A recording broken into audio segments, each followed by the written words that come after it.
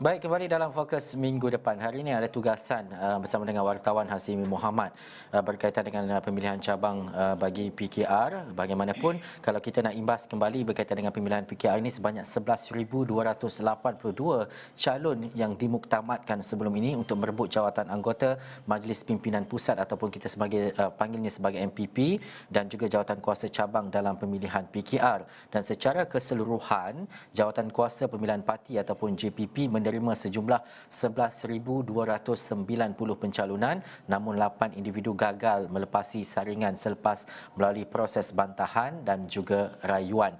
Tetapi apa yang menarik hari ini adalah untuk kita melihat minggu-minggu ke depan, terutamanya menjelang pemilihan dan juga keputusan rasmi berkaitan dengan pemilihan PKR ini.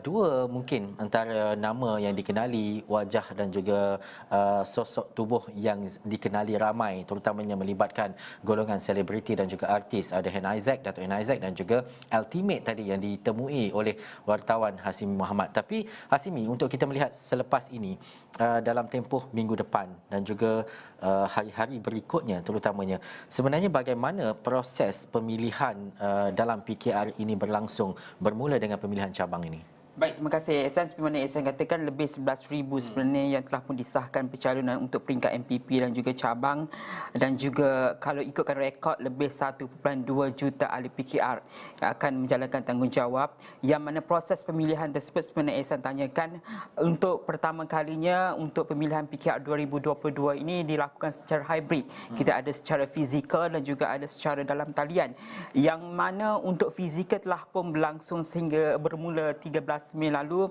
dan kita akan menyaksikan esok merupakan hari terakhir untuk pengundian secara fizikal melibatkan 3 lagi lokasi iaitu Perak, Sabah dan Sarawak.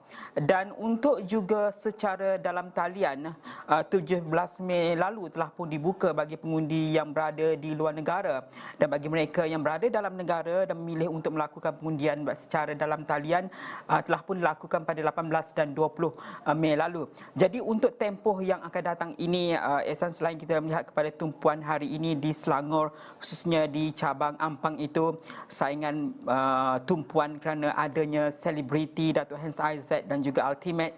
Pada minggu-minggu ke depan ini, contohnya minggu ini, kita akan melihat kepada jangkaan kepada keputusan yang boleh kita jangkakan kalau ikutkan kepada sebelum ini, 24 jam selepas proses pemilihan secara fizikal itu berakhir. Jadi kita jangkakan keputusan secara rasmi, tidak rasmi mungkin akan diketahui pada 23 Mei ini, yang akan disiarkan secara di laman web pemilihan PKR 2022. Yang mana kita perlu faham adalah untuk ketika ini, sebenarnya Ehsan katakan, pemilihan berlaku di peringkat cabang, ada juga di peringkat MPP, Majlis Pimpinan Pusat, yang mana melibatkan jawatan timbalan presiden dan juga naib presiden, yang mana kita sedia maklum bahawa dua sosok individu akan merebut untuk jawatan timbalan presiden, iaitu Datuk Seri Saifuddin Nasution Ismail dan juga saudara Rafizi Ramli. Dan untuk naib presiden ada 17 individu sebenarnya. Menarik juga untuk pemilihan PKR kali ini yang boleh kita lihat, namun 4 kerusi sahaja yang akan ditentukan ataupun diisi. Manakala untuk jawatan seperti ahli jawatankuasa MPP dan juga ahli jawatankuasa wanita dan AMK itu difahamkan hanya akan ditentukan pada Kongres Nasional PKR yang kita boleh jangkakan ataupun dijadualkan pada 25 Jun ini.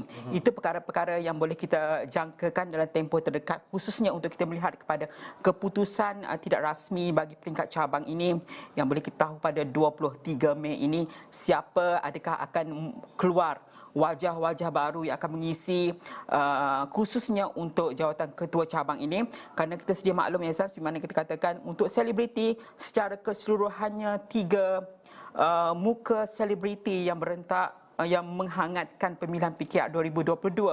Antaranya juga adalah Dato' Afli Shauki yang akan memberi saingan di cabang Setiawangsa, iaitu Ahli Parlimen juga Nik Nazmi yang akan bertanding di situ. Jadi kita melihat kepada perspektif bagaimana ketiga-tiga selebriti ini akan mewarnai pemilihan PKR 2022, apa yang mereka akan bawakan, bagaimana sokongan akar umbi kepada mereka ini adakah mampu untuk memberikan kemenangan kepada mereka dan apa iltizam aspirasi yang bakal dibawa oleh mereka ini untuk memberikan saingan kepada mereka-mereka yang telah pun terlibat dalam arena politik ni, Hasan.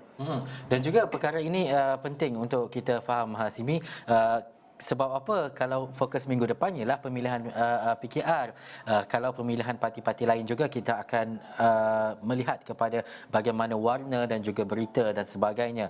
Tetapi untuk kita nilai dan juga kita faham, perjalanan ini kita akan ikuti dari semasa ke semasa. Betul. Seperti yang Hasimi nyatakan tadi, antara wajah-wajah dan juga muka-muka yang pastinya menarik perhatian ramai, terutamanya berkaitan dengan selebriti dan sebagainya. Bagaimana selepas ini prosesnya, dan difahamkan kongres akan berlangsung pada Jun 25. Ya. Bagaimana selepas ini, berapa banyak lagi cabang yang akan bertanding ataupun sudah habis, adapun selepas ini apa yang akan dilihat lagi, Hasimi? Betul, kalau ikutkan esok adalah hari terakhir untuk peringkat cabang secara fizikal, maka kita boleh jangkakan 23 Mei ini kita akan ketahui untuk keseluruhan 14 lokasi itu, iaitu di seluruh negara lah, yang mana 3 esok adalah terakhir di Perak, Sabah dan Sarawak. Namun kita faham juga ada cabang-cabang yang masih lagi menangguhkan proses pemilihan mereka, termasuk juga di Selangor hari ini ada satu cabang yang terpaksa ditangguhkan kerana ada masalah dari segi persiapan. Mungkin tarikh-tarikh tersebut akan dimaklumkan kelak. Sekiranya ia tidak dapat dilaksanakan dalam tempoh esok, kemungkinan dalam masa yang terdekat akan dilaksanakan. Kita akan lihat mungkin kekosongan untuk kerusi-kerusi di cabang tersebut. Namun sekiranya ia telah pun dirasmikan keputusannya, kita boleh lihat kepimpinan baru untuk pemilihan PKR ini akan terbentuk. Jadi apabila ia terbentuk, kita boleh melihat juga segi formula yang akan diguna pakai oleh pihak-pihak PKR ini, kerana dia maklum bahawa secara besarnya kita mahu melihat kepada apa strategi mereka, di mana dimaklumkan oleh Setiausaha Agong PKR sebelum ini, Datuk Seri Saifuddin Nasution, bahawa apabila terbentuknya organisasi baru atau kepimpinan baru ini, maka pendirian PKR itu secara khususnya mengenai sama ada untuk runding, untuk lawan dan sebagainya menjelang PRU 15 ini akan dapat ditentukan. Jadi kita juga secara lebih besar akan melihat kepada ke arah itu, bagaimana pembentukan kepimpinan baru ini akan membuat keputusan kepada perkara-perkara itu, Ehsan. Dan satu perkara bila melihat kepada perjalanan politik dan sebagainya, terutama ini melibatkan PRU ke-15, pastinya cabaran lebih besar untuk barisan kepimpinan yang baharu dalam PKR. Bukan saja PKR, malah parti-parti politik yang lain juga, terutamanya untuk melihat kepada siapa yang akan menerajui dan juga yang berada di barisan hadapan untuk mengempalai menjelangnya PRU ke-15. Baik, terima kasih Hasimi Muhammad. Selain daripada isu ayam, isu harimau dan sebagainya, isu-isu politik seperti ini juga kita perlu lihat dan juga kita perlu fahami, terutamanya berkaitan dengan pemilihan PKR. Terima kasih Hasimi Muhammad. Terima kasih kepada anda yang menonton. Sekian dulu Fokus minggu depan. Saya Ihsan Naya. Assalamualaikum dan jumpa lagi.